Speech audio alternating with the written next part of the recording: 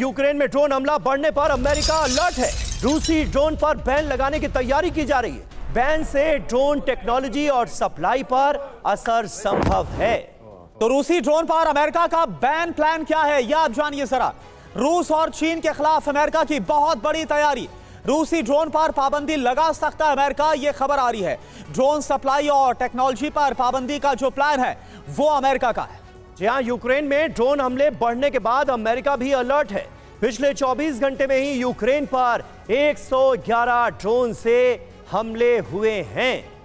पांडे साहब, ये तो ड्रोन वॉरफेयर का जिक्र हो गया, लेकिन एक और बात जो कहीं रह ना जाए, आईसिस का खतरा भी बढ़ता जा रहा है।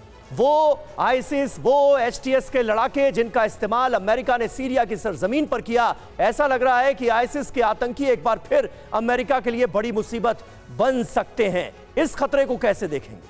देखिए, निश्चित रूप से जो है वो बहुत ही तेजी से बदल रहा है घटनाक्रम, लेकिन देखना ये होगा कि आईएसआईएस जो है वो रशिया विरोधी रहा है शुरू से, क्योंकि उसके जो लक्ष्य रहे उसमें बहुत बड़ी रुकावट रहा है। और सीरिया में आईएसआईएस को लगभग समाप्त करने में रशिया का बहुत बड़ा हाथ रहा है। और इनके सेनाओं ने कहा था, क्रेमलिन में जो अटैक हुआ था मार्च में, उसके पीछे इन्होंने आईएसआईएस ने क्लेम किया था कि उन्होंने वो घटना को अंजाम दिया था। तो निश्चित रूप से जो उनके बीच में मतभेद हैं और जो उनके बीच में जो रुकावट पैदा की है रशियन फौजों ने, उसके नाराज है और वो चाहता है कि जो अमेरिका के लिए काम करेगी। ये पश्चिमी मीडिया में काफ़ी आया है कि लोगों ने कहा है भाई कि आईएसआईएस जो है, जो एक समय अमेरिका उसके खिलाफ था, उसका समाप्त करने में लगा हुआ था, वो अमेरिका के लिए काम कर रहा है। उसी से निकला हुआ एचटीएस, उसका कैसे सपोर्ट भी किया गया सीरिया में, और वही आईएसआईएस एक बड़ा सिरदर्द बनता हुआ अमेरिका के लिए नजर आ रहा है। एक और अहम खबर, यूएस ब्लास्ट के संदिग्ध का यूक्रेन कनेक्शन, ये बड़ी जानकारी। साइबर ट्रक, जो टेस्ला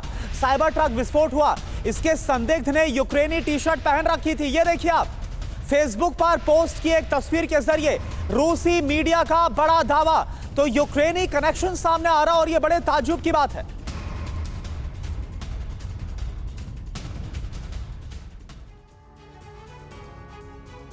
रूस यूक्रेन युद्ध के मद्देनजर दुनिया में खतरा कैसे बढ़ता जा रहा है, ये आप देखिए। हालांकि रूसी मीडिया का ये दावा है, ये आपको बता दें, फेसबुक पर पोस्ट की गई एक तस्वीर के जरिए ये खुलासा किया गया है। विस्फोट के संदिग्ध ने पहले यूक्रेनी टी शर्ट भी पहनी थी, ये कहा गया है। यूक्रेन का कट्टर समर्थक था संदिग्ध मैथ्यू लिवेल्सबर्गर।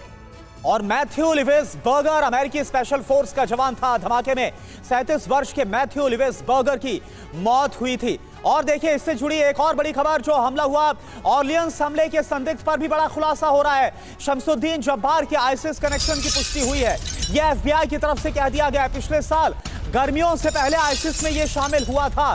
तो न्यू ऑर्लियंस में जो वहां पर जश्न मनाया जा रहा था नए साल का, यहां जो हमला हुआ, जिस तरह से ये एक पिकअप ट्रक को चढ़ा दिया गया लोगों पर, 15 लोगों की मौत हो गई, इस पर भी बड़ा खुलासा एफबीआई की तरफ से किया गया है। जो शमसुद्दीन जब्बार है, उसका आईसिस के साथ कनेक्शन है, यह बात कंफर्म की गई है एफबीआई की तरफ से। तो एक तरफ जंग का बढ़ता दायरा और दूसरी तरफ आईसिस का बढ़ता खतरा। इन चुनौतियों से निपटना है इस नए साल में पूरी दुनिया को। आप सभी का बहुत बहुत शुक्रिया हमारे साथ इस बातचीत में जुड़ने के लिए।